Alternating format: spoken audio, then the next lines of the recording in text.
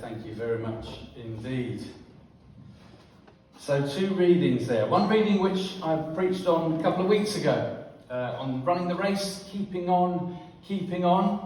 And for us, we're thinking, aren't we, over Lent, we're thinking about how we give ourselves to God again, how we want to come close to God during this season. So for today, we're going to talk about, think about John's Gospel, the passage in John 12, 1-8, and we're going to think about Mary's love gift. Mary's love gift. What can Mary's love gift teach us in our relationship with God for ourselves? So, we know a little bit, we just heard the story. What does your house smell like? What is your... shouldn't ask that really. What is your house full of? When you walk in, you can immediately smell this, perhaps. I don't know. Well, this is what our house is a little bit like. We have... I'm very thankful, actually, for a bigger house now. Because it sort of allows the vicar, who's not so keen on these kind of smells, to escape a bit from the smell. Because our house tends to be full of these sort of things. Scented candles. Who loves a scented candle here? Oh, you do? Oh dear, right. And who stuffs those little packets behind your radiators? Anyone here? No, see, just the wife. See, we are. There's another thing. But they stick them behind the radiator and they smell lovely. Or you stick them in a drawer with your underwear or whatever and they smell lovely, don't they? They're those scented sachets. Maybe we should get you all one for Easter. And then the most ridiculously expensive perfume that the wife likes. Chloe. But we have found that we can get it in Cyprus dirt cheap. We're not quite sure it's the real thing, but Chloe can be found in Cyprus. But it's expensive, isn't it? But these things, they smell beautiful. And our story today is about the room being filled with this beautiful fragrance, Mary's love gift. Oh, I can't read that, let alone see it. There we go, let's put some glasses on. So here we are. Let's think a bit about John 12, our reading for today. The small picture in the left is a picture of Jerusalem. From the Mount of Olives looking down into Jerusalem. I know a number of you are going in the autumn. You're going to see from this very position that picture. It's a bit hard to see the corner picture, but that's the picture looking down from the mount into Jerusalem. But Bethany, that's not the view from Bethany. Bethany's on the mount, but to the east. It looks to the east. And Bethany is about 2 miles away from the city. And we're coming now with our readings and our texts. We're getting nearer and nearer to the Easter narrative. Next week is the triumphal entrance. And next to Bethany, where Jesus has come from the wilderness and moved closer to Jerusalem, next to Bethany is Bethpage. And Bethpage is the place where he sends his disciples to go and get a colt, a donkey, for the triumphal entrance. So you can understand that we're getting nearer and nearer to the time where he goes to Jerusalem for his death. So Jesus and the disciples, they will eventually head into the great city. So 6 days, it says in our reading, it's 6 days before Passover. So we're into that time where before they go in to the city for the Passover. And as I said, it's 2 miles out of Jerusalem, 2 miles out of the city, a place that Jesus knew. Friends lived there. It was a place where he knew he could get it away from the hubbub and the noise and the distractions, and he could go and put his feet up and relax. And this was his final visit to see his friends. His friends being, of course, Mary, Martha, and Lazarus. And in John's Gospel, we can see just before our reading for today, it was when Lazarus was raised from the dead. So this is a really special family, and Jesus is invited back for this meal as the honoured guest. So he goes back, but we think it's not in Mary and Martha's house. We think it's in Simon the leper's house. One of the other Gospel readings talks about it being in Simon's house. But again, Mary and Martha are there, and Jesus is the honoured guest. And then this expensive, amazing love gift from Mary, this expensive perfume, more expensive even than Chloe perfume. It's expensive perfume made from aromatic plant. It's like a nard, a spike nard, and the nard carried a huge amount of value back then. It was like they used it for trade. It was like gold. It would have been like a really expensive thing if they wanted to make an investment. They would use nard. And the disciples, of course, they knew this. And this nard, it's like a bell-shaped flower.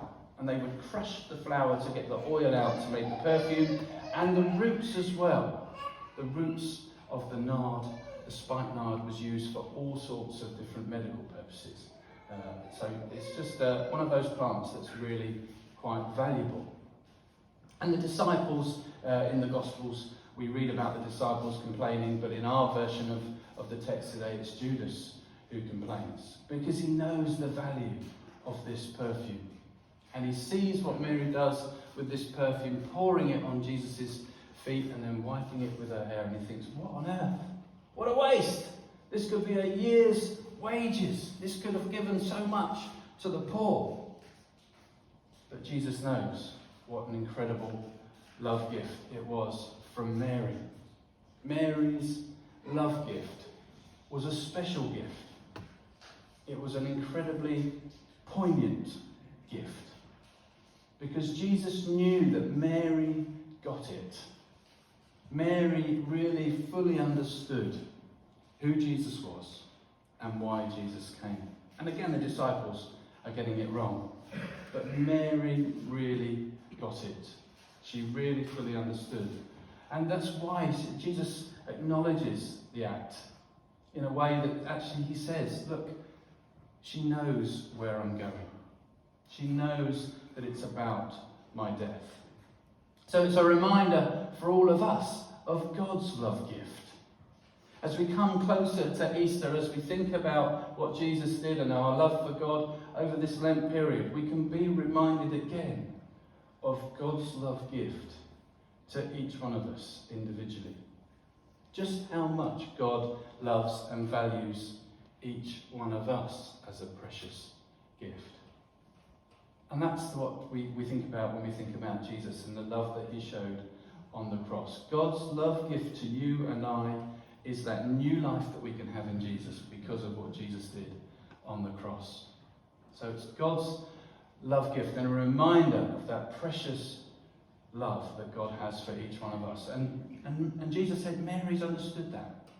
She's preparing my body for burial. And maybe she kept some back for his burial, I don't know.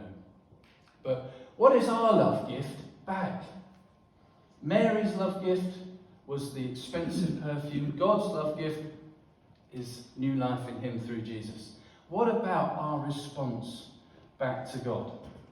Maybe during these last few weeks of Lent, we can think a little bit about how we might give a love gift back to God. So what is our love gift back to him? Do we offer to God best, or do we offer to God leftovers? So we're going to have a little quick think about best or leftovers. I've got a list of things up here, let me read them. Phil only goes to church if there's nothing else going on he'd rather do. Is that best or is that leftovers? Leftovers. It's leftovers, isn't it? Absolutely. Of course, we're going to go to church every week. Whenever Susan is given any money, she always sets some aside to put in an offering envelope at church. Is that best? Yeah. Or is that best, isn't it? Lovely. A lovely gift. And Carol meant to tell a friend she was sorry that her grandmother is sick, but she keeps forgetting. Is that best or is that leftovers? Leftovers, isn't it? It's leftovers. David falls asleep during the talk, during the sermon in church. He looks around at the Davids in church just to see if they are asleep, but they're not. They're watching and they're awake. We're okay. So there we are. So David's well done for being awake. David falls asleep. Is that best or is that leftovers? Hangovers. Hangovers. Best or leftovers. Mark tells his wife he will take out the rubbish but puts it off till later and then forgets. Is that best or is that leftovers? I don't know why Claire's nodding her head. It's leftovers, isn't it? Bobby decides to read his Bible a little bit every day. Is that best? It's best, isn't it? And the vicar, on a day when he was busy, walked past a homeless man wearing his collar and did nothing. No, it's not best, is it? No. It's not best. So what can we give? What can we give? We want to give like Mary. Mary gave of her best. Mary in the story gave her best. The choices she made were costly. And I think that's what's really important about when we're thinking about giving our best for God. It can come at a cost. It might mean that we need to put aside some of the things that we enjoy. Put aside some of the things that maybe we think are important. It can come at a cost when it's about putting God in the forefront, if you like, to make him number one. But she chose to give her best to God. And Jesus knew it was this wonderful gift of love. So it says in 1 John 4 verse 19, we love because God first loved us. We love because God first loved us. We are reminded of that special love. As we come into Easter, we're going to hear more of the love that God had for us in sending us his Son and what Jesus actually went through. Remind yourselves of that love as you hear the story again of the cross, of the suffering, of what the cost was for Jesus. Remind yourselves of that love, because that's how we know what love is. We love out of knowing that love ourselves. We love other people because of God's love. That's how we know what love is. So we love because God first loved us. Keep your things not working. Hang on. Okay. And the very first commandment is this: love God, and then the second is have no idols before God. Now think of again the cost. It is so easy to put other things before God, isn't it? So easy to make idols out of everyday things that we might not think are an idol, but it's very easy for those things to become more important than God. And it's very clear, the first commandment is love God. Love God first. Put those other things second. So it's no idols. Put God first. That means always put God first. Don't make anything more important than Jesus in your life. Is that the best? Yes. That's not leftovers. That's the best. That's what God requires from all of us. Every one of us who chooses to follow him, we must make that choice, which can be costly, to put him first. Love God first. And then Jesus tells us in Matthew 22 verse 37, you shall love the Lord your God with all your heart, with all your heart, and with all your soul, and with all your mind. So when we're thinking about the gift that we can give to God, the love gift that we can give back to him, it's about giving him our all our heart, soul, and mind, our everything. It's about giving him our everything. And that's the act of worship that he wants from us, not just on a Sunday. He doesn't just say, come on a Sunday and give me your all. He's asking and requiring of us to do that every single day. Every single day. That should be our love gift, which is as precious as that precious perfume that Jesus recognized when Mary poured it on his feet.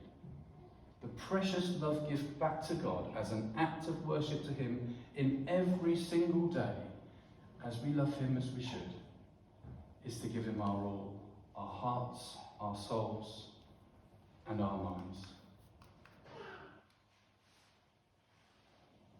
So as we worship God, we give him ourselves. And I love this verse from Romans 12. I beseech you therefore, brethren, by the mercies of God, that you present your bodies as a living sacrifice. That's what it means. It is like a sacrifice, but a living sacrifice, every day, holy, acceptable to God, which is your reasonable service. A living sacrifice to him every day. God's love gift. What do we give? We give our heart, we give our soul, and we give our mind. We give ourselves. Amen. We're going to sing together as a response to what we just heard. Two songs. We bow down, and Lord, I give you my heart. Let's stand and sing together.